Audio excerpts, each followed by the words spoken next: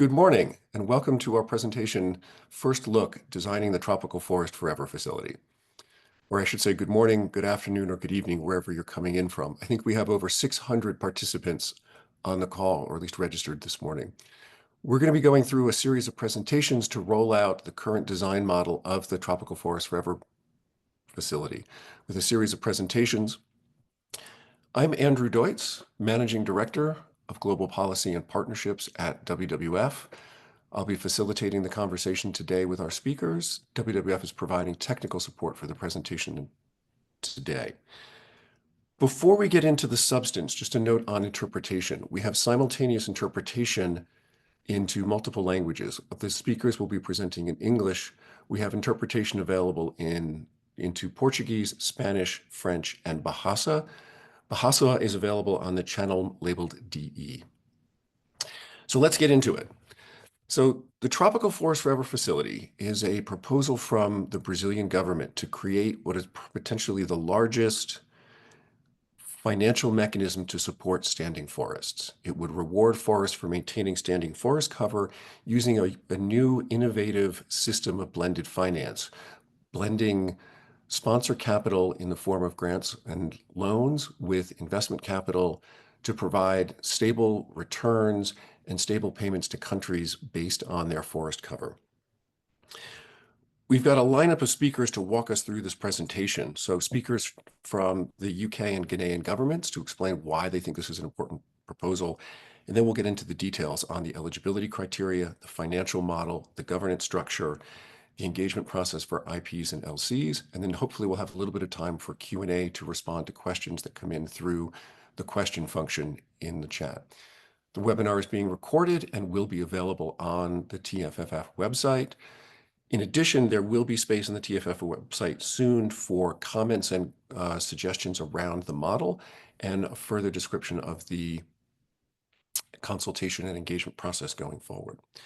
So with that, let me hand off to the first speaker who will present a little bit on where we are in the process. Andre Aquino, who is the head of Environment and Economics section in the Brazilian Ministry of Environment. Andre, over to you.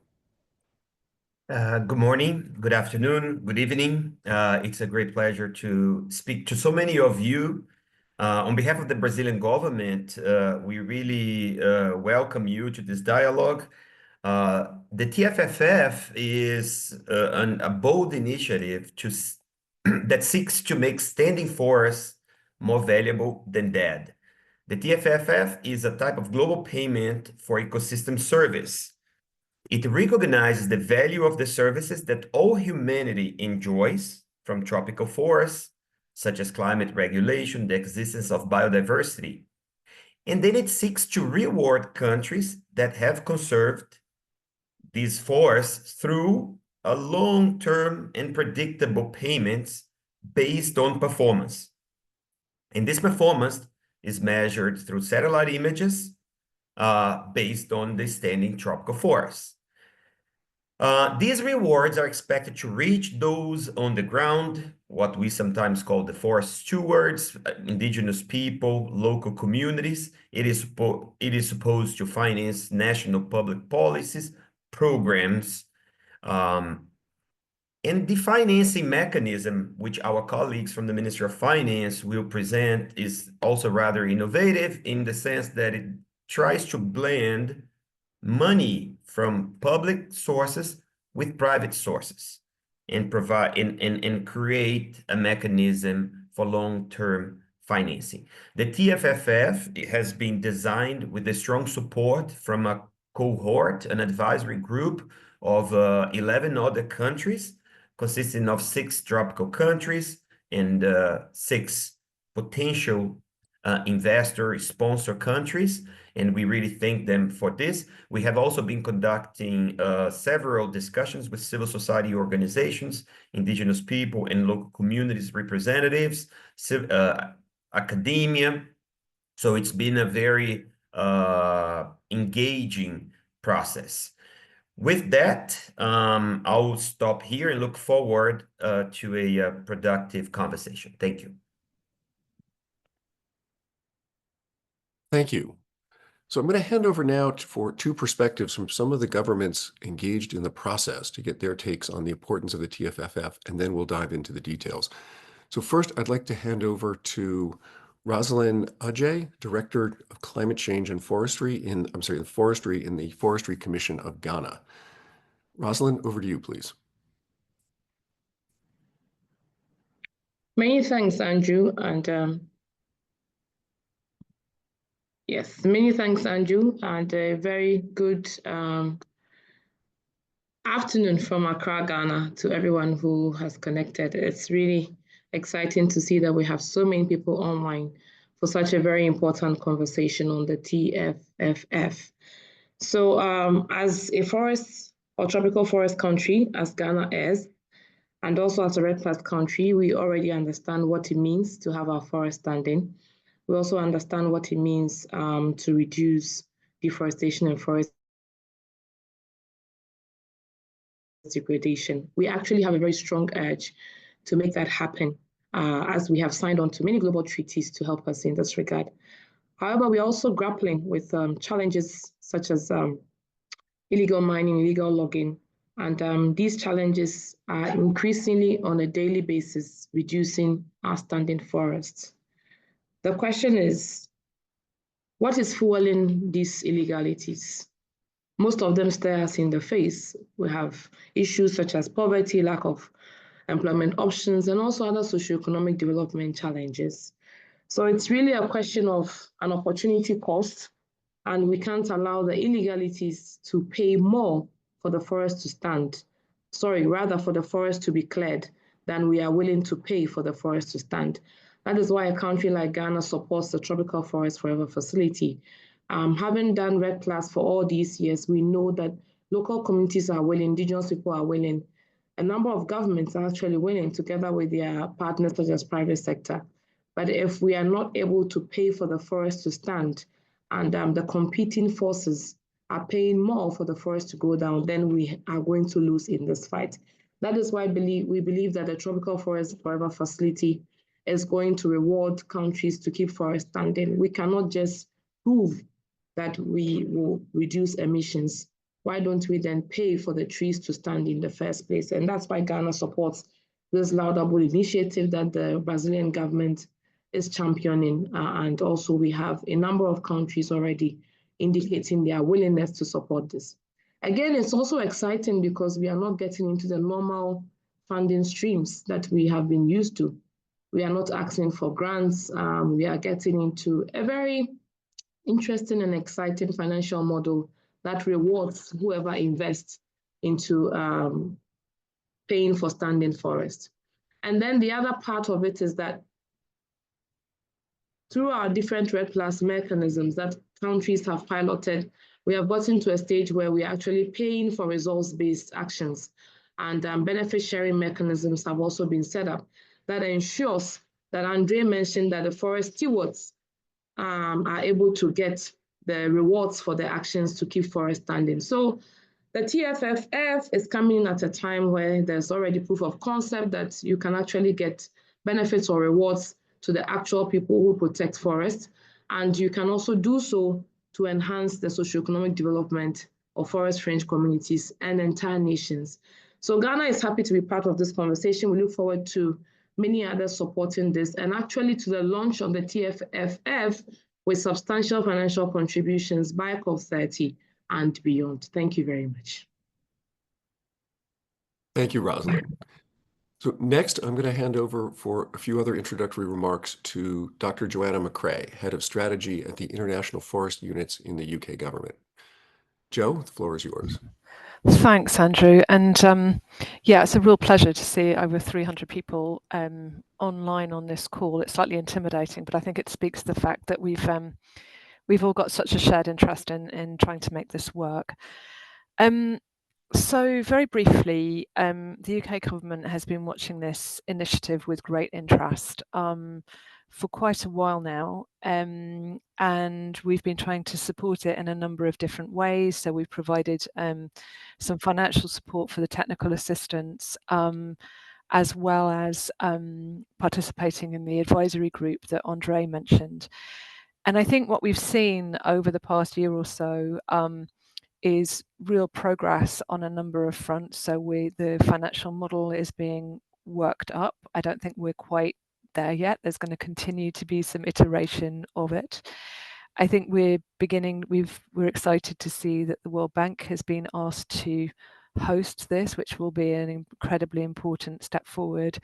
And also we're beginning to see convergence around what would be the criteria that would need to be satisfied from an environmental perspective for these payouts to be made. So huge congratulations to the government of Brazil for all of its work so far. I think it's really taking shape.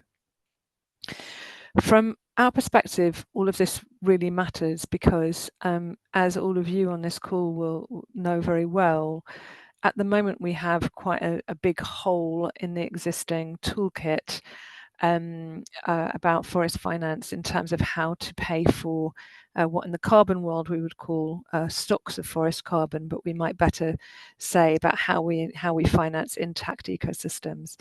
And I think what's very interesting about TFFF is it speaks to our shared commitments on under the Paris Agreement. It speaks to our shared commitments through the Global Biodiversity Framework. And I think importantly, it also fits into a discussion around how we finance global public goods in both climate biodiversity space and the climate and biodiversity spaces very specifically.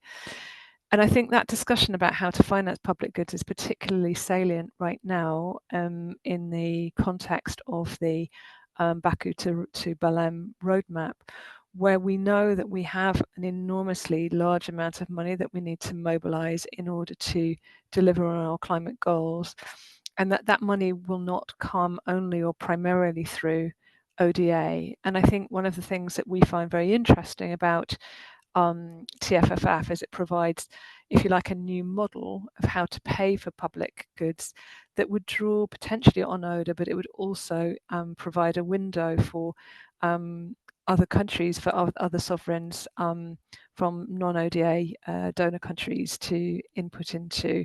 And then it would provide a basis for strong partnerships with the private sector as well. So I think just in terms of speaking to that broader climate finance agenda, it's a really interesting and important moment. There's a lot to do. COP30, I haven't dared count quite how many weeks away it is, but I suspect it's much fewer than all of us would like. I think we see COP30 as an important moment for this initiative because it's very unusual to have a COP in the forest. And so we are concerned to make sure that we can keep momentum on this initiative in order to make sure that what we can end up with is something that is a viable model and where the hosting is agreed. I think to get between where we are now and then will not be straightforward. Like most things that are worth doing, it's necessarily difficult, and there are some big issues that we'll need to resolve. But I'm excited to see so many colleagues on the line, because I think to get this up and running and in the place that I think we'd collectively like it to be by LAM, it's going to, as we say here, take a village. It will take all of us to play our role and support the government of Brazil on delivering this really important endeavour. So many thanks to everybody for joining today. It's a pleasure to be here, and back to you, Andrew. All right, thank you. Let me say thank you both to Rosalind and to Joe for those comments and remarks on both why the world needs something like the TFFF and how we might get there together. So let's dig into the details now. So I'm going to hand over to Garo Batmanian, who is the Director General of the Brazilian Forest Service and really one of the thought leaders and architects behind this. So Garo, over to you to walk us through the eligibility criteria and what's it going to take for countries to be able to make this work. Thank you, Andrew, and thank you everyone for the interest of joining this this call. As Rosalind John said, it's great, and Andre, it's great to have so much interest on this. We hope it works. And so let's let's dive into it. Can I have the first slide, or people seeing the first slide, Andrew? Yes, it should be up. Oh, okay. Is the first slide up or you're okay? First, I need to explain why we're doing this way. TFFF is an innovative global permanent mechanism, as Andre explained, and I think it's very important to make this point here. We are turning what has been done so far, which is very important, is very useful, we're turning it on its head. We are not talking about decreasing emissions and paying for decreased emissions. We are talking about maintaining the stock, the forest. So it's the flip side of what is being done so far. But of course, you cannot maintain the forest and people have a lot of forests and continue to deforest a lot. That wouldn't be the right way of rewarding countries. So we want to have a performance base that is rewards countries that have already shown clear leadership in decreasing and controlling their deforestation and degradation. Therefore, we are talking about, and I'll give you the numbers later. So it's a performance-based mechanism. The countries must be already decreasing deforestation to levels. Of course, the levels all want is zero, but if you're going down after global average, we're considering that you're making an effort and you receive a reward for the hectares, for the stock, not for the flow. So we are creating in the TFFF, one of the F's is not the fund, it's a facility. So there will be a facility that oversees the entire mechanism, but there will be on the side a long-term investment fund. So this is a program that I think Luisa is going to explain later, where the funds for this, for the payments are coming from the profits of an investment fund, so they are not relying every year on donations and new funds and new requests. So the payment is based on hectares conserved or restored. So restoration, once is noticed as restoration via satellite systems, will be considered for payment. And we have deductions for deforestation or forest degradation. What's another innovation, because most of the systems, if not all the systems, do not consider degradation so far. And we thought that degradation is something very important. It does, and we're also saying that the use of proceeds got to be more simpler. This is not about creating funds for NGOs or communities to submit projects. So it should channel the resources for programs. And we think that we are saying that it should channel the resources for indigenous people in local communities because this is a global initiative, we're putting a lower level, which at this point is 20% at least of the funds that the country receives should be channeled to indigenous people in local communities. And we are saying it's based on national systems. So many countries have their own systems of measuring, monitoring via satellite, their forest cover. We want to give them the option of using it if they wanted to, if they want to hire a third party as well. But of course, the Secretariat will verify that the national system or the third party system that the country decided to adopt meets minimal technical standards of good quality, and they are comparable with good practices or best practices in the world. You see on the map on the side that we are starting with tropical and subtropical moist rainforest biome. That's the biomes defined by the ecoregion maps, the terrestrial ecoregion maps by WWF. That's the one being used so far. Many people use it. And so the biome, we are focusing on this at this point. This TFFF works on this program, on these biomes, okay? So you see, that's the map on the right is the original cover, is not the entire, unfortunately, is not what we have in the forest right now. Next slide, please. So now jumping, so that you understand this is performance-based, what are the criteria for you to be eligible? The criteria will be, first, the country has to adhere to the chapters of TFFF. the countries must maintain deforestation rates within the defined rules and parameters of the TFFF. Ensuring that the deforestation rate at entry, I'm giving a percentage, let's say 0.4%, cannot go up. That's the cap. You always have to keep coming down. The countries have to keep coming down, cannot keep going up. So it's not that if you enter at 0.1, now next year you can increase to 0.2 and you still be eligible. It doesn't work this way.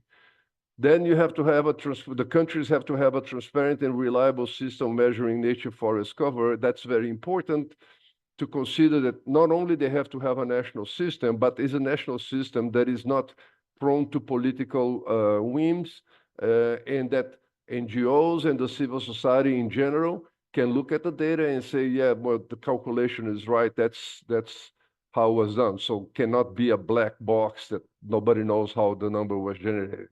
That's the third bullet on that one. And the fourth one is the parameters of how you use the resources. Also, we are saying is a country programs. The countries can say we have a program for paying for environmental services. We have a program for making payment directly to indigenous people or to local communities. Some countries have it. Brazil have it for local communities, for instance, for people. But they have to be transparent and people have to know. It's the same thing. It cannot be a black box. And it has to be additional to the existing, has to be clearly identified as additional to the existing budgets. And then a percentage has to be allocated, of course, as I said, to IPLCs.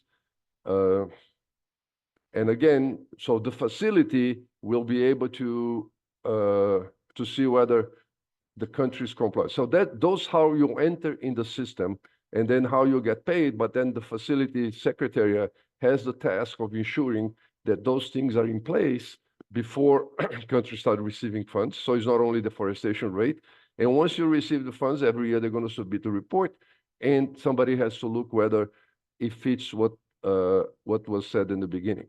Now, coming to the rates themselves, which is what seems to be what is the most interest for all of us, is that the country must demonstrate there has been a reduction in deforestation and the maintenance of the forest cover. Remember, most countries, including Brazil, have the pledge, and the Kunming Montreal asked for that too, has the pledge of going to zero deforestation by 2030.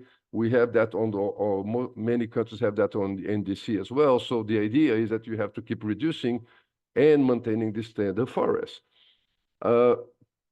So deforestation should be less than 0.5% based on the previous year's forest cover. It has to exhibit a decreasing trend in deforestation in the area accession over the previous year. So you can't be that you had 0.3, 0.3, and then last year you had 0.5 and you enter it. That wouldn't be accepted because it looks like you're increasing deforestation, not decreasing deforestation. You shouldn't take it. And since we want to reward for the services and the value that the tropical forests have, we will not count monoculture and afforestation areas. It's not for good or for bad. It's just not into the account. So you're not being penalized for having it, but you're not being rewarded for having it either. Now, on the right box, you see that we are projecting to pay $4 per hectare. It doesn't look like much, but it's $4 per hectare every year, hopefully forever, as long as the countries perform. And people like me and Rosalind can say the following. It's not only the volume of money, and if you calculate for the amount of forest, that's a lot of money. It's double the budget of the Ministry of Environment in many countries, or much more than the existing budgets. But also is the predictability, something that Andrea mentioned about it. As you know, we cannot invest on environment and protect the environment in an on and off basis. So if we start protecting it, you need to continue protecting it. And that's one of the difference of TFFF, because we are paying for stock. Once we've reached zero deforestation, there is no longer zero emissions, but we still need to protect the forest. All of us on this call will agree that once you decrease it to zero, there is a lot of work to be done to maintain it at zero. And that's where the TFFF comes from. So the $4 per hectare. And we are now proposing a discount to further induce countries to continue decreasing deforestation. And so we are saying that those countries that enter a 0.3, there will be a discount of 100 hectares for every hectare deforested. So you lose the right of receiving $400 for every hectare deforested. And between 0.31 and 0.5, you lose the right of $800 for every hectare you deforested. That's the discount. And we also now putting a discount on degraded forest, which is 1 to 25. So every hectare degraded, you lose $100, $100 of payment that you would have received otherwise. And that will stay at that for a certain time because the degraded area next year continues to be degraded until a certain time. So it's not that next year, then you're paying for it again. Next slide, please. So the system functions the following way. Number one is we need to have the funding. Luis is going to explain to it. We need to have the investors to create the investment fund. The number two, we have the investment portfolio that generates the yield, the profit from the investment fund.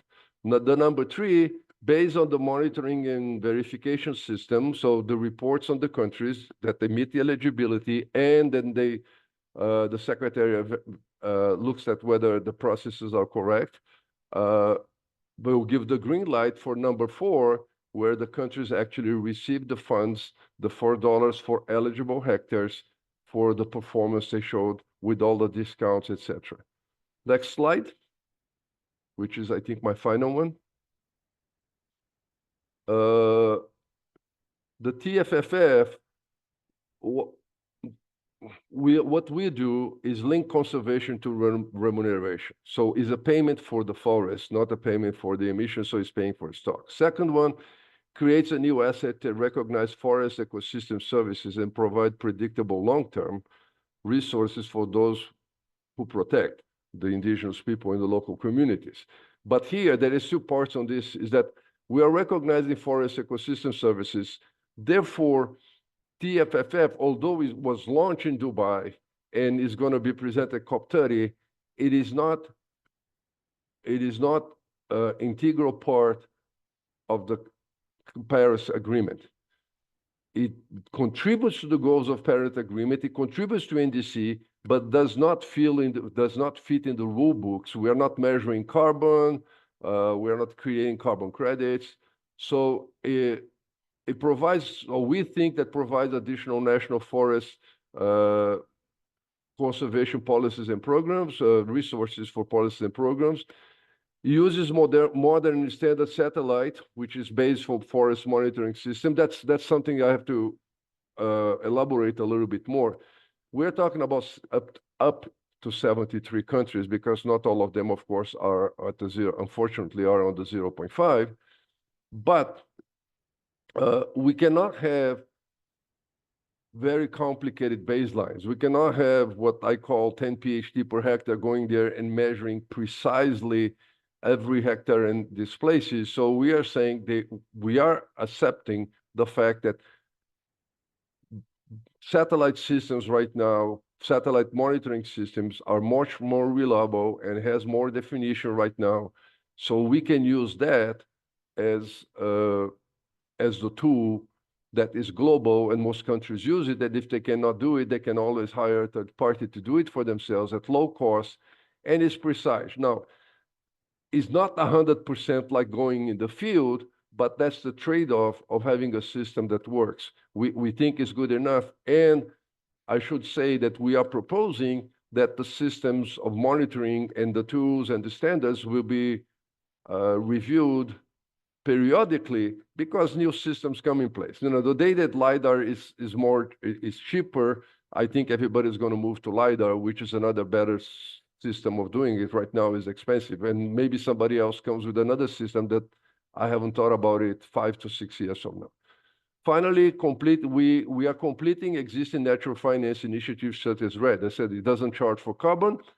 It doesn't give carbon credit. So therefore, what TFFF will not do is generate credits for carbon and biodiversity, which means you still can have your credits if you do a project level work.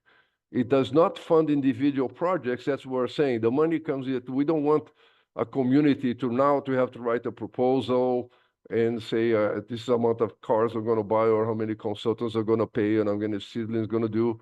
That's not where the money is go, because it's performance based on the results that you already delivered last year. So you should be able to have more latitude on how you use the funds. So we're not having fund individual projects. We will not determine how national we use resources, which I just explained. It does not replace foreign finance initiatives. We are not saying this is going to be the only game in town. We still think that biodiversity credit, carbon credit, other kind of work, philanthropic work can and should take place, especially remembering not all the countries will be able to participate anyway. And it does not compete with other forest resources and support programs such RED. With that, I end my presentation here, and I send it back to you. Just go to the thank you. I think this is going to be too complex. All right, thank you, Garo. Thank you, Garo. Appreciate that. As you say, this is complex, and there's complexity on the environmental monitoring and eligibility criteria side. There's complexity in the financial model. There's complexity in the governance. So for folks who want to read along or do some more homework, we've posted in the chat the link to Concept Note 2.0, which will go into much more detail. It's like 30 or 40 pages long that spells out in detail everything that Garo and Luisa and Andre are presenting on. So next, let me hand over to Luisa Sidonio Rodriguez. Luisa is the project manager in the Ministry of Finance in Brazil, and she's going to walk us through the innovative financial model. Luisa, over to you, please. Hello, good morning for everyone, or good afternoon. Thank you very much for all of these people here. So I'm going to talk about this magic, how we're going to pay the countries and the financial model. So as Garo was saying, one thing that is important here in TFFF is that we have this predictable fund, this predictable money in scale that the countries know that they can rely on this if they do their homework. So one thing that some of the countries, especially forest countries, ask me is, well, how should I, if for example the fund underperform, should I put money? No. If the fund doesn't invest in my bonds, I'm not going to be able to receive money. No. So one thing that I think it's important to be clear for the tropical forest countries is that for them, they have just to be eligible in this eligibility criteria that Garo just said, but they don't need to pay anything to be part of TFFF. They don't need to have their bonds being invested so they can receive this money. And for the tropical forest countries, this is considered a grant. Although for the sponsor countries, this is an investment. For the tropical forest countries, it is a grant, and they don't need to have a fiscal space. Heavily indebted countries can receive. There is no problem. Next, please. So here is how it works. The idea is to raise $25 billion from what we call sponsor countries or even philanthropies. We are going to leverage these 4 times, and we are going to issue bonds, 100 billion bonds, and distribute in the institutional market. The idea is to have a AAA rating for this. So this 125 billion that we're going to have, we are going to invest in fixed incomes and in a diversified portfolio that is going to generate a higher financial return than the cost of this fund. So for example, since I'm using a AAA, or the idea is to have a AAA rating for this fund, we are going to have like around 4.5 cost of capital. And the idea is to invest in B plus investment portfolio and have, for example, around 7.5. So this difference I'm going to pay the tropical forest countries. And as Garo was mentioning, so we're going to use this satellite monitoring system. We're going to check each hectare of deforestation of a standing forest that the country has. We are going to discount this, and he just explained the discount rates, and we are going to pay every year the tropical forest nations, and we are also going to pay every year the investors, as I'm saying, so both the sponsor countries and also the institutional market. And next, please. So here we have this graphic that I think it's easier to see. So number one is this sovereign investments, as I'm saying. So sovereign investment, foundations, philanthropies, this 25 billion that represents around 25% of this money that we are raising. This is what we call the junior capital. So because you're going to ask me, so how come you're going to invest in a riskier portfolio and you are paying as a AAA? So what is important here is these people, the number one in this slide, they are the ones that might have a risk. They are the riskier one. So they are junior capital. And then the number two is this vanilla debt that I'm saying is a AAA rating. And the idea is to have 100 billion. So we are going to have institutional investments, endowments, and all of them investing in this structure, and they are going to receive around, as I said, a AAA for their investments. And this is in the other side, the total capital. So they are a senior note in this case. So they are the first ones to receive the money, and their risk is a AAA risk. Next, please. Now it's related also with Garo just said. So we are thinking to pay for each hectare of forest $4. And we have all these penalties, as he said, and we have a 0.5 deforestation rate really in the last year, so for the countries to be eligible.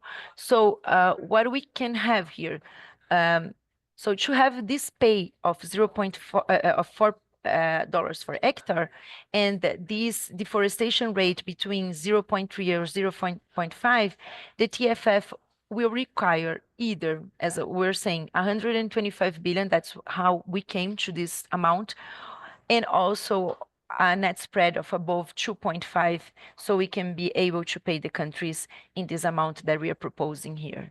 Next, please. So here we can see how this is going to work year by year. This payout, as you can see, for the forest nations, it's raising in the years. So you have a ramp-up stage. You can see that year 1 to year 3, we are going to, it's not possible to at once in a year issue 100 billion in bonds. So it will take a little time, so the countries will receive this $4. And this $4 is raising because of inflation. So we are going to $4 in the other year. We have the inflation to pay the countries also. And this amount being paid also is increasing because the idea is that the deforestation rates are going to decrease. The countries are going to decrease their deforestation rate. So that's what you can see here in the line, in one of the lines, and the other one, you can see the net fund yield. And I'm going to show you better in the next slide. So if you can put the next one, please. As you can see here, the green bar is the market borrowing. The yellow bar is the sponsor investment. So these junior notes that I'm saying. And you have a green, a lighter green here, that is this retained capital. So I love this graphic because it is very clear what is happening here. So at the beginning, you have your leverage less this money, so kind 1-to-1, the market borrowing and the sponsor investment. And then gradually you leverage more this money. So as I said, to have around 4 times the leverage, putting sponsor money and the market borrowing money. But what we can see since year 2 is that you have a retained capital here. And this retained capital is growing year by year. And what it starts to happen at the beginning, as we were saying, most of a lot of since we are using a 0.5% of deforestation rate to be eligible, a lot of countries won't be eligible at the beginning. And what is going to happen is that we are not going since the first year to give all of this money for the countries. So this money is being retained in the fund, and it is being invested. It's going to be a buffer in cases of financial crisis, etc. But it's also going to be increasing year by year. And as you can see, year 10, we start paying back the countries. So the sponsor countries, their investment, one thing that is important to say, their investment, it is 34 years investment. And they are receiving their coupons each year, but in year 10, they start receiving their principal as well. So we start paying back the countries, and by year 40, we pay them back everything. And as you can see, this light bar, the retained capital, is the capital. The 25 billion now is this retained capital of the fund. So we say that it's Tropical Forest Forever facility, and the forever is forever for the trees, but it's forever for the fund, that after the 4 years it can continue, and because of this retained capital. So next, please. Here is the tricky thing also. So people say, wow, so you're investing in a riskier portfolio. And we were using the JP Morgan MB Global to check. And we also have this in this graphic, this comparison between this MB Global and also the the US high yield investments. So what you can see is like they go in the same path. And actually, what you can see here also is this MB, so the major emerging markets that we intend to invest the money, they have a lower volatility. So it's better to invest in these markets than to invest in this US high yield. Next, please. Next. Thank you. So here is like what we are proposing as investment strategy. So the idea is to have assets in green or sustainable bonds. But since you don't have this amount, 125 billion in emerging countries that are green or sustainable, it is to having in this ODA, or most of these ODA are emerging countries, a negative list at the beginning, and then a negative list of investments that we cannot use this money. And this aligned with the Paris Agreement and with also the list of MDBs. And when you start having more, because of course this is a fund of 30, 40 years, when you have more green or sustainable bonds, it is desired that we are going to invest more in these bonds. And for the countries, because it's around 75% of this 125 billion will be invested in ODA countries, and around 25% will be invested in other countries that are not ODA. So for them, we are going to to use green or sustainable bonds for those investments. Next, please. Yeah, that's it. This is the magic of the investments that we are trying to do here. And as I said, the important thing is to have in mind that this is a blended finance, and we are using these sponsors investment, these sovereign investments, to crowd in the private market. So thank you very much. Thank you, Luisa.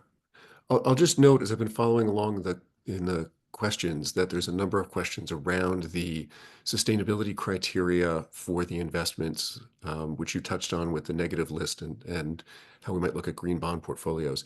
So we might come back to that during the Q&A, just to give you a heads up. With this, let me hand it back to Andre, who's going to walk us through the proposed governance structure, the role of IPs and LCs and CSOs in the governance, the grievance mechanism, and hopefully a little bit on the process going forward between now and COP30. Andre, back to you, please. Thanks again, Andrew. So now I will share with you a little bit the governance of the TFFF, right? So basically, this is one of the areas where we have discussed most and received most comments from this design process up to now, right? So next, I think the first big point here is that we talk about the Tropical Forest Forever Facility, right? This is even a word that is difficult to translate in some languages, including ours, facility. Because the facility would be this, let's say, this higher level body under which you have other structures, including and particularly the Tropical Forest Investment Fund. This is to make things more complicated, but I will explain why. So the Tropical Forest Forever Facility makes decisions about the allocation of forest payments. It is the entity that looks at the monitoring reports. It is the entity that deals with the grievance, the grievances, right, received by the facility.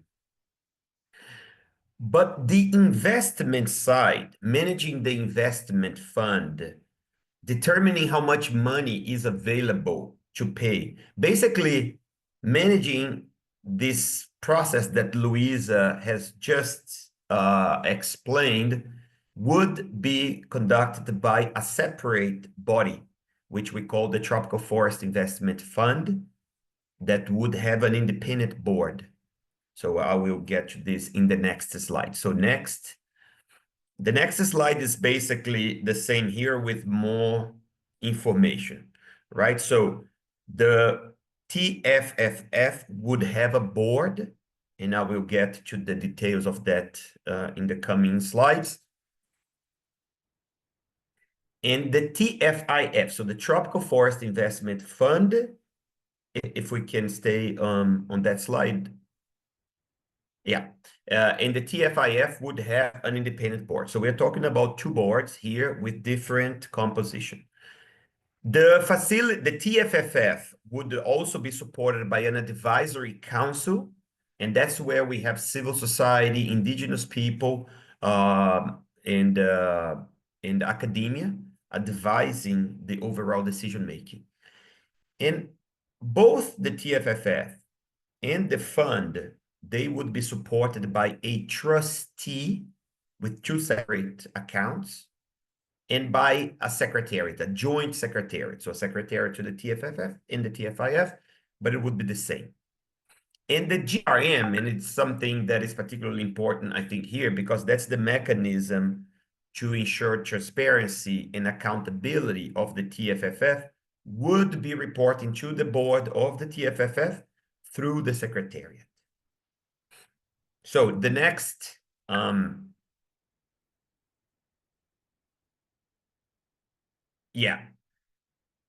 also in the discussion of governance, we address something that we think is fundamental in the TFFF. What are the core principles of this mechanism, right? So the next, we have some foundational principles that we have agreed upon.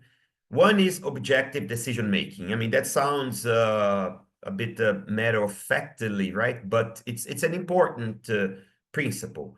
We need clear rules. This needs to be guided by operational manuals. This needs to be objective, right? So there is no space for subjectivity of what is a forest, what is deforestation, what is 20%. This all would need to be very well codified to ensure a smooth functioning of this facility. And then the other foundational principle is full transparency. Full transparency in the reports on forest cover, on deforestation.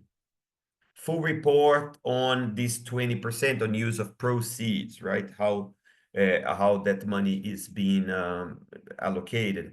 It's a full report on the grievances. So the facility seeks to provide transparency on decisions being made, both by the facility, but also by the countries that are benefiting from it.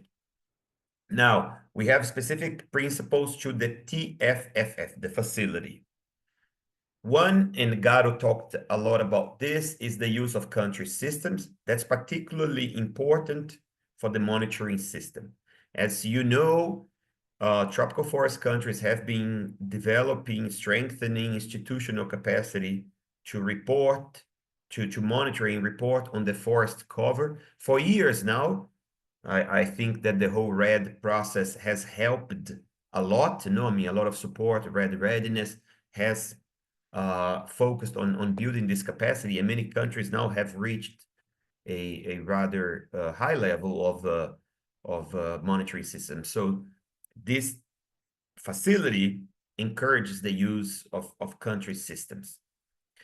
It is based on results. So the allocation of proceeds, the allocation of payouts from the TFFF is all based on results, and results are measured against forest cover, and they are deducted based on forest cover loss, and also based on forest degraded forest, right?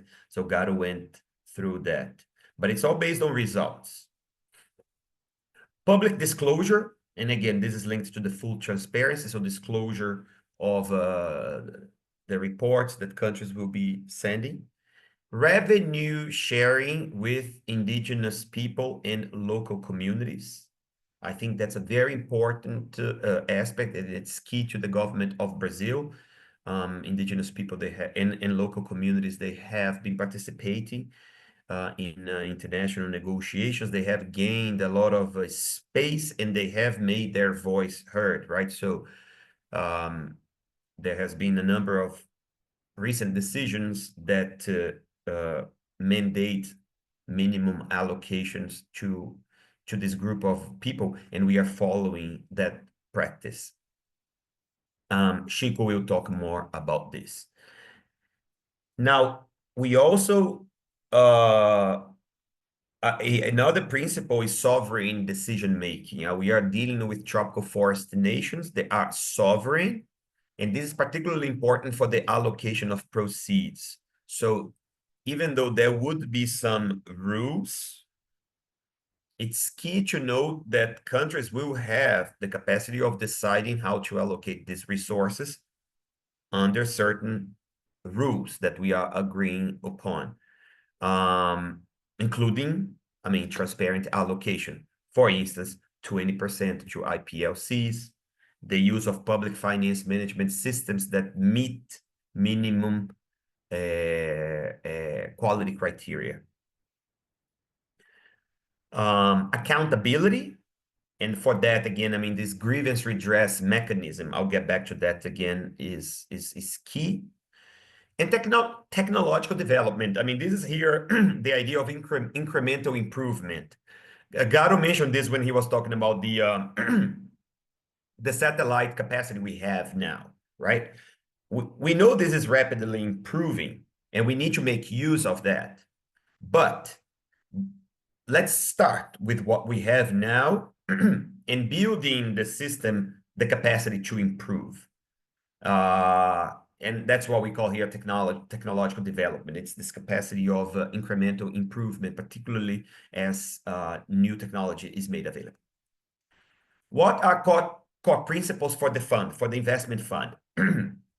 One is financial sustainability and protection of capital. So no big games in trying to be smart with the market and allocate, seek very high investment yields by playing with markets. That's not the type of way, that's not how the investment policy of the TFFF would work, right? It would be prudential. It would be based on the principle of protecting the existing capital.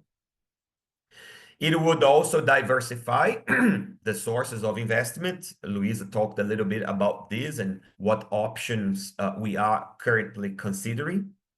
It would align with best practices in managing these types of funds. I mean, the TFF is very unique in what it is trying to do, but this type of investment vehicle exists in the market. So we are learning and bringing capacity from financial markets to manage this.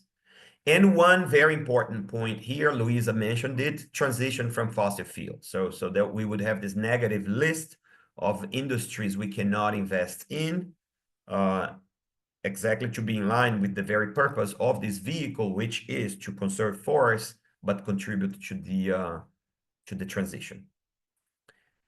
All right, thank you. Next one.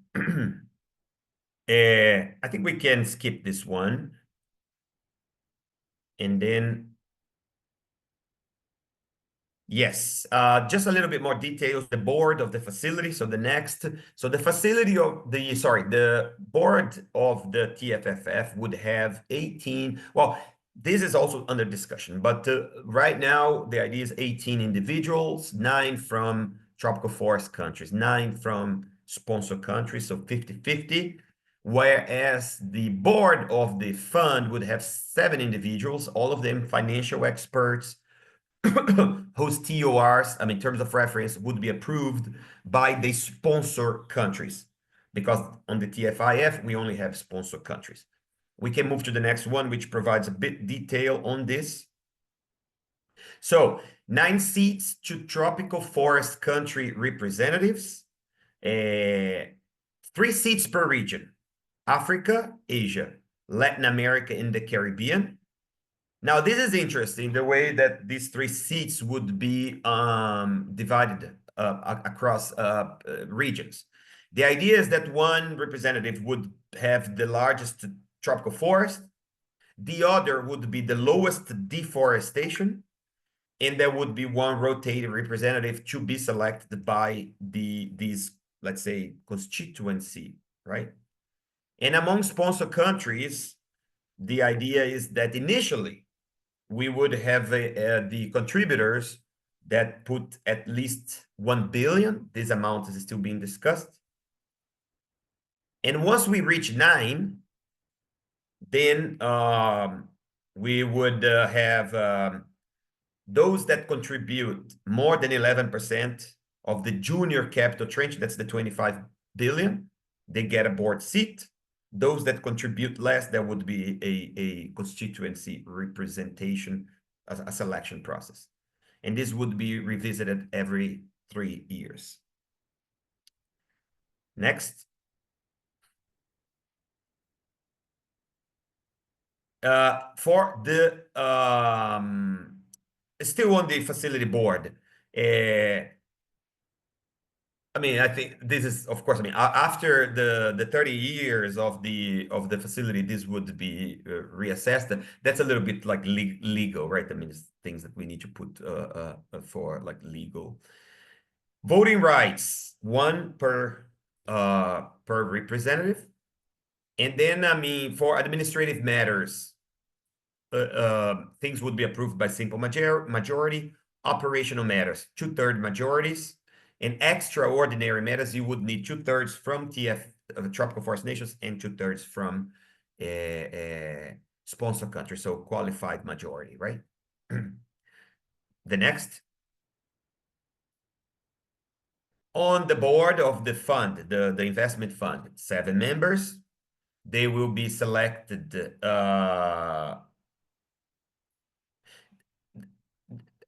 Sponsor countries will agree on their terms of reference. And again, they are financial experts.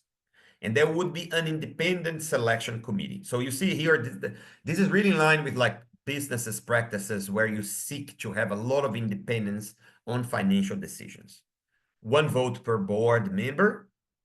And things would be decided simple majority, and extraordinary matters would require 6 out of 7 votes.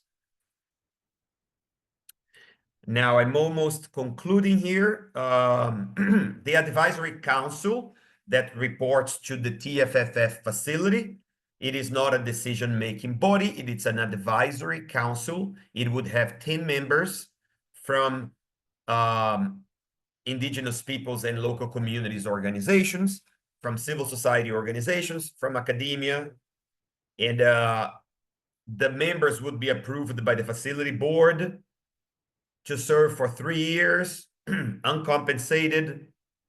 They can be renominated, and the secretariat would follow up with names based on nominations received by a big process. So this is something we would consult broadly on.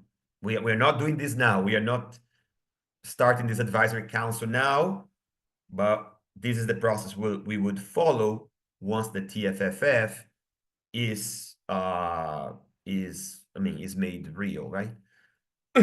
Next. And then the last is the secretariat. What is this secretariat? As I mentioned, and next one, please, it serves both the facility and the board. It would have a CEO and a senior financial officer.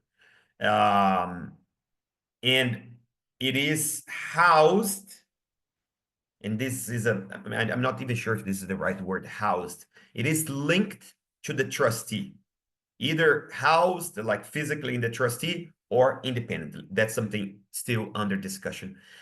There is one very key point I think that I forgot to mention about this whole setup here, is that these functions, the secretariat, the trustee, also treasury and financial managers, the TFFF would ask an MDB, a multilateral development bank, to fulfill this role, right? And as Joe mentioned, there has been a request for the World Bank to fulfill this role. And this is an ongoing discussion now. Next.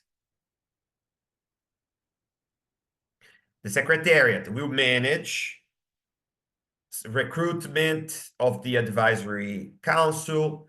It serves as this interface with the tropical forest countries, receives the monitoring reports, evaluates. It engages third party to look at the monitoring systems of tropical forest nations, very important, to look at the systems, not the reports. So what we are asking for, like third party verification, is of the system, right? So again, use of country systems. It calculates the forest payments based on the data from the tropical forest nations, but also what the finance body, right, the TFFF tells us. That's how much money is available for you to distribute based on tropical forests around the world. I mean, tropical forests of countries that are participating. And it also manages the grievance and redress mechanism, ensuring transparency, accountability, and that what we receive is processed and goes to the decision bodies. I think there is just just this issue of the annual reporting. So countries, tropical forest nations, are expected to submit annual reports on their forest cover, on forest cover loss, on degradation to the TFFF through the Secretariat. And that's the base for the calculation of the annual payments. So I guess in a nutshell, this is what we have for the governance of the TFFF, and I hand it over back to Andrew. Thank you. Thank you, Andre. Appreciate that. So next, I'm going to hand over to Francisco de Filippo, head of the International Advisory Team in the Ministry of Indigenous Peoples in Brazil. And Chico, I'm going to note that there's been a lot of questions in the question section around the role of Indigenous peoples and local communities, how the 20% allocation might work, et cetera. So hopefully you'll be able to answer a lot of that in the next couple of minutes. So over to you. And you're still on mute.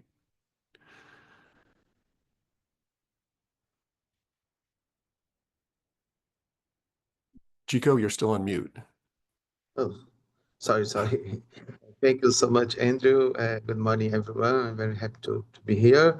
It's a huge pleasure for us. Our ministry, our home ministry, and Minister Sonia Guajara is really excited to be part of this process, engaging on TFFF, because as you know, at least half of the world tax forests are held and managed by indigenous people in the community.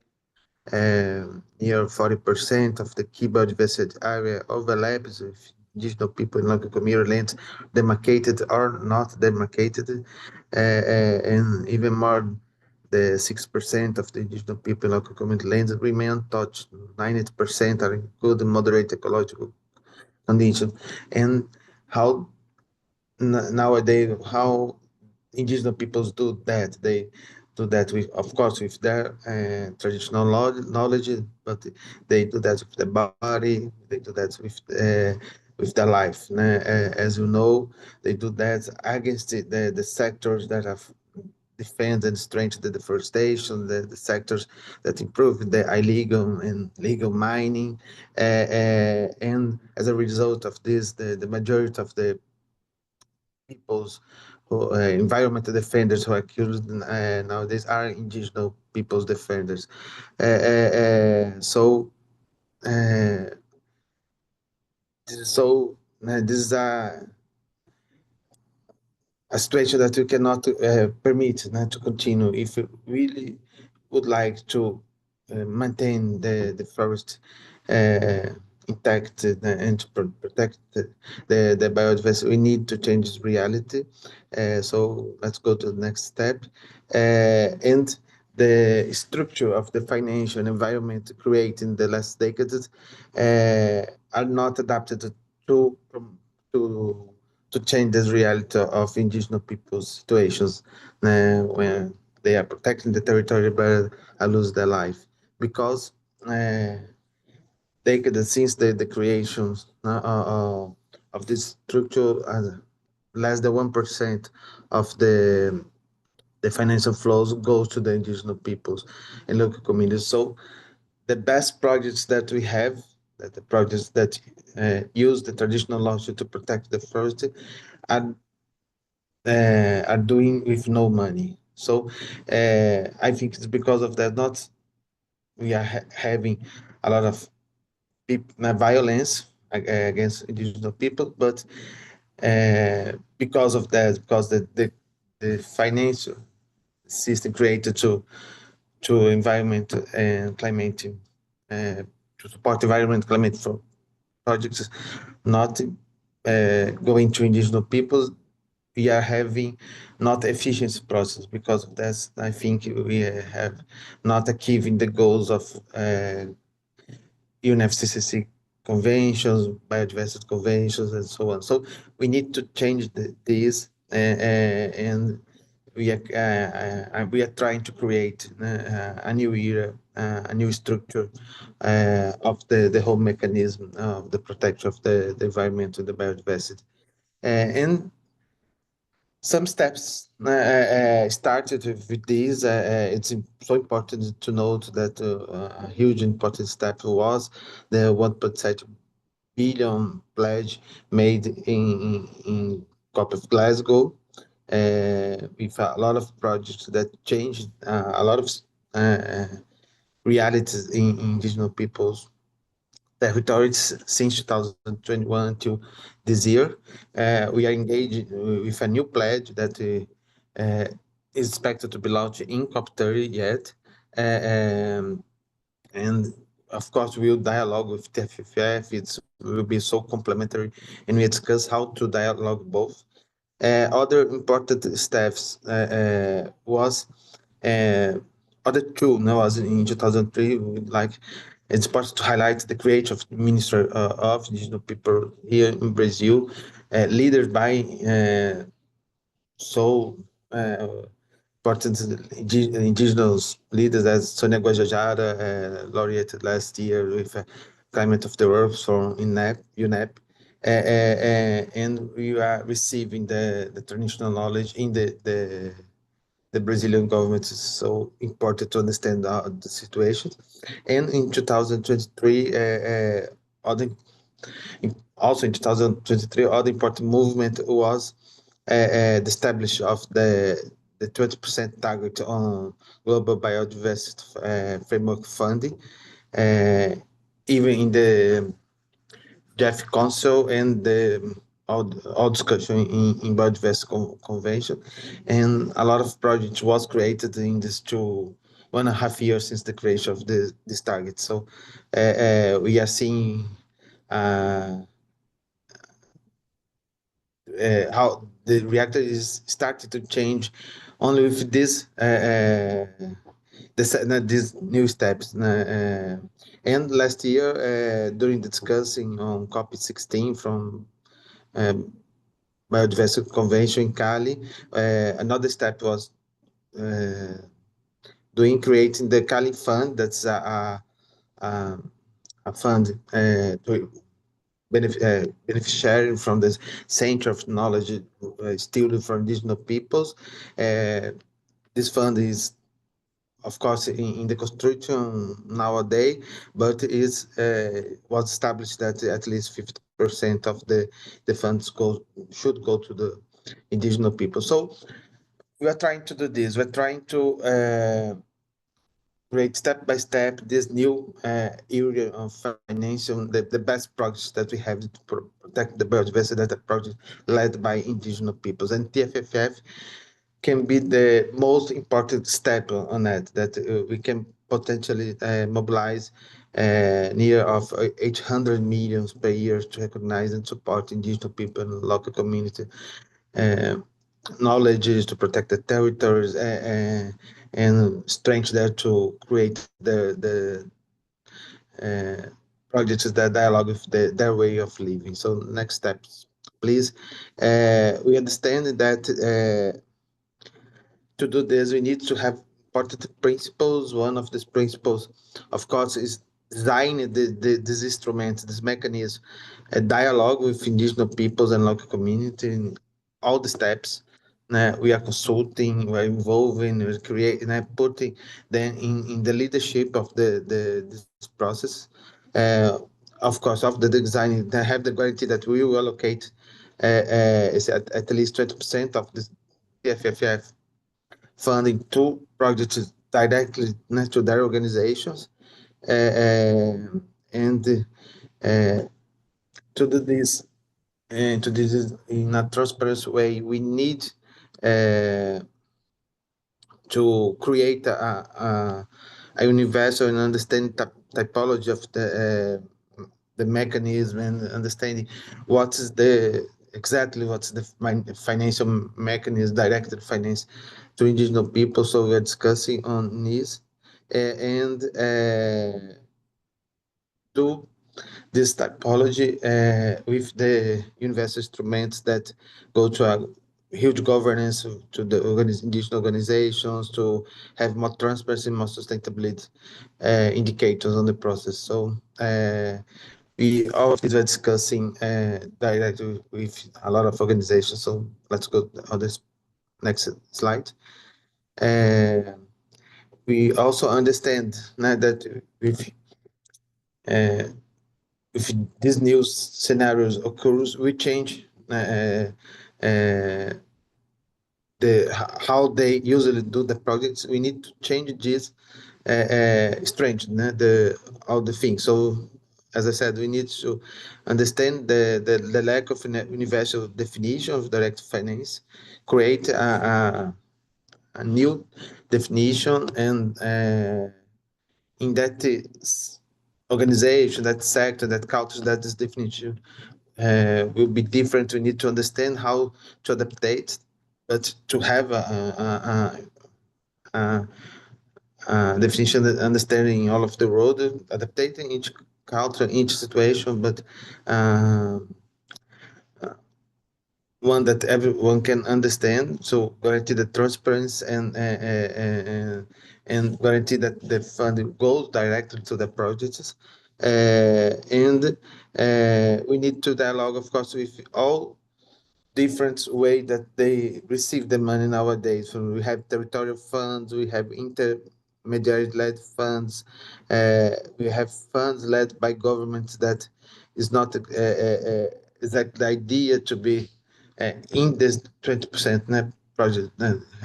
We understand we'd like to promote the directed fund to the organizations, but some, for example, in Brazil, we have nowadays some policies that promote this.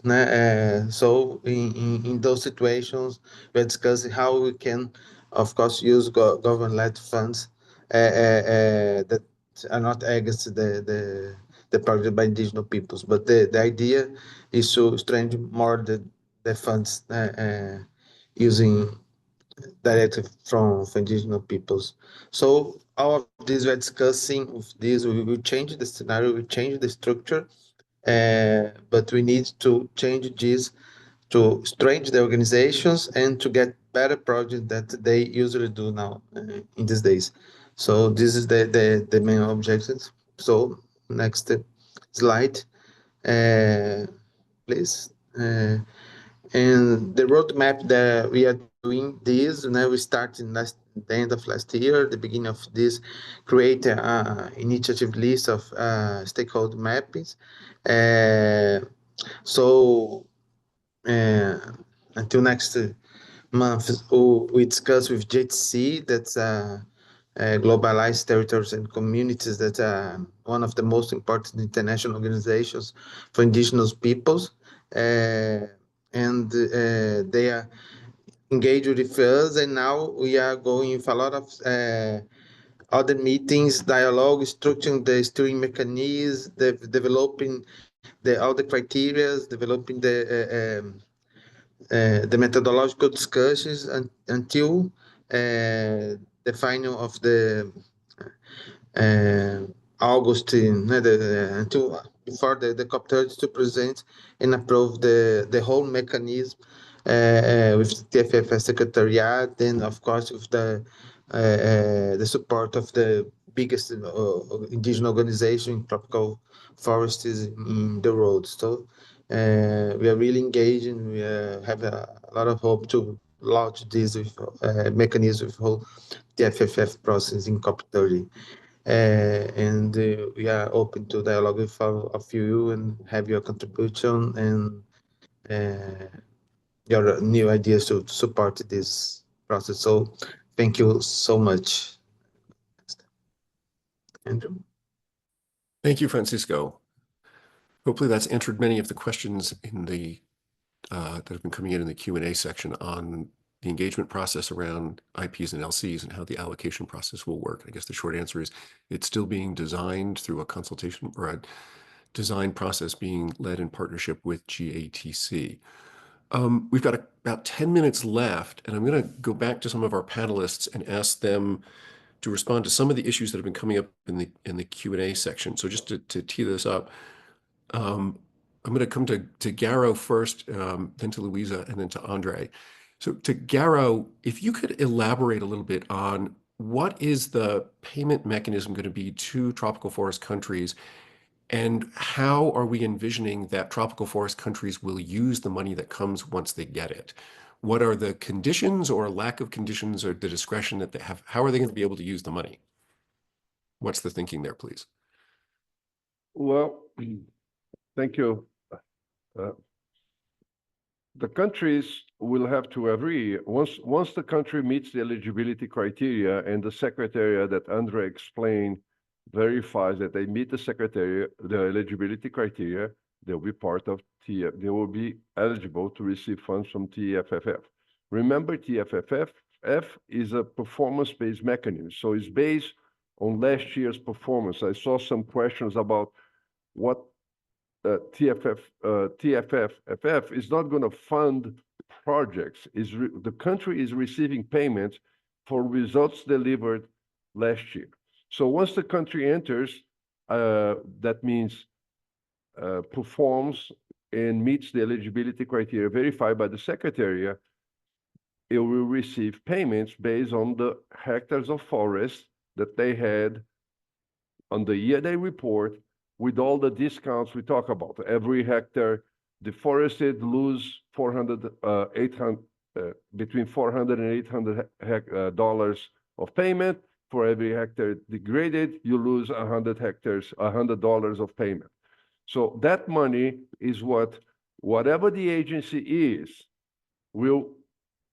the agency does not have any say on this. I'll make this caveat here because people are talking where the money is going to stand. I just want to remind people that GEF the funds of GEF are inside the bank, the World Bank. The funds of the Green Climate Fund are inside the World Bank, but the World Bank has no decision on how those funds are allocated, distributed. They cannot cut it otherwise. They follow GEF rules, Green Climate Fund rules. So here, if it stays in the World Bank or it stays in ADB or whatever it is that it stays, it will follow the rules explained by me and by Luisa and Andre. Those are the rules. Whoever is the managing agency does not have a say. Well, I don't want this guy. I don't want to do that. He has to follow the rules that are agreed for the for the mechanism. In this case, our TFFF. So once the country performs, and let's say has 1 million hectares to receive, so 1 million hectares times 4 million hectares. So the agents, the secretary, the multi-development bank will disburse $4 million to the government of the country that delivered the 1 million hectares, that had the 1 million hectares. The country has to, one of the criteria is that the country has to, prior receiving the money, is stating, well, once I receive the money, I'm going to add to my current budget of program to support indigenous people, or my budget to pay for directly to indigenous people, or pay for the maintenance of the protected areas. Whatever the government programs is, and they don't have the government program, they have to create the program. You know, here, Chico explained the ones we have, but other countries don't. So if you don't have that program, you have to create that program. The program has to be transparent, has to be clear. It's not a black box. And they're going to say, okay, last year, this program was receiving, $1 million. Now this program is going to receive, in addition, another $500,000 because they have the right of receiving $4 million. And so that's how they're going to receive the money. And they receive the money and they have to allocate for the existing programs that have they have previously informed us, and it was approved agreed by the secretary that meet the criteria of TFFF, okay? And then they spend the money, and then civil society and everybody else can monitor whether this fund is going to this place and is not going to this place. If it's not being spent as was supposed to, then, as Andre explained, there is the grievance mechanism inside the secretariat where anybody can raise the issue. Look, they said they're going to put $1 million for the park system, but the money is not there because it's public. It should be public. Then goes to be mediated by the grievance mechanism. Okay, thank you. So Luisa, I'm going to go to you now for a tricky question. I'm going to tee it up a little bit. Because there's been a lot of questions in the question section around the negative list and the sustainability criteria. And I'm going to pose the question to you in a complicated way. Because there's from the conversations I've heard, there's a desire to invest the investment funds of the TFFF as much as possible in sovereign debt issuances from developing countries, particularly least developed countries, in order to contribute to financial flows that would fall under the NCQG and help with climate finance in developing countries. The challenge is there aren't a lot of sustainable investment options in those countries, whereas there are green bonds and much more sophisticated sustainable investment options in OECD countries, but investing there wouldn't count towards the NCQG flows. So how are the TFFF design partners thinking about optimizing that balance? Perfect. Thank you for the question, Andrew.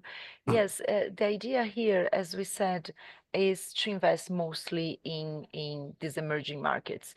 And so and there are a lot of forest countries as those countries. So that is good because the country will receive the money if they don't deforestate, and they are also having investments here. But as you said, we don't have enough labeled as bonds in those countries, labeled as green or as sustainable. So the idea is to have this negative list at the beginning, and so we've been looking some negative lists of MDBs, for example, and they put just coal and peat mining and the generation of this electricity from coal and peat or peat. But we want to think and have more items in this negative list. So we've been discussing and still are discussing with the countries, but the idea is to have at least this MDB, but go beyond that. And this for this ODA, as we are saying, ODA countries. And the idea is to have around, as I said, 75% of these investments in these countries. But for more developed countries, the idea is to have the investments in green and sustainable bonds. So but this is to begin, as I said, because later on, when we develop more in these ODA countries, green and sustainable bonds, the idea is to, put the money, more and more money in those bonds. So it's also a way to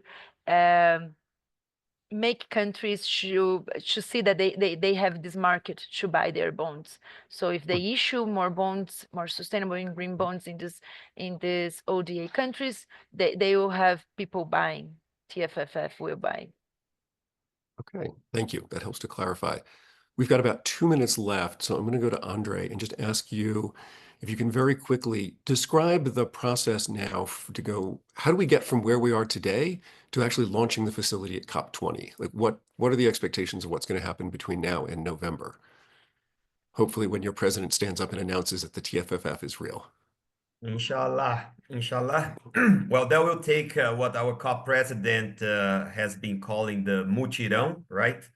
It's the coming together of all parties and including those in this call. So the process we have put together is that we are now conducting this dialogue. We are also conducting dialogues specifically with IPLCs, with these countries that are participating, and with the World Bank and other entities. So we will be updating the design of the TFF with the idea of having, let's say, a minimum available product, something we can all more or less agree on by the end of June. And that's then when we hope we have this product.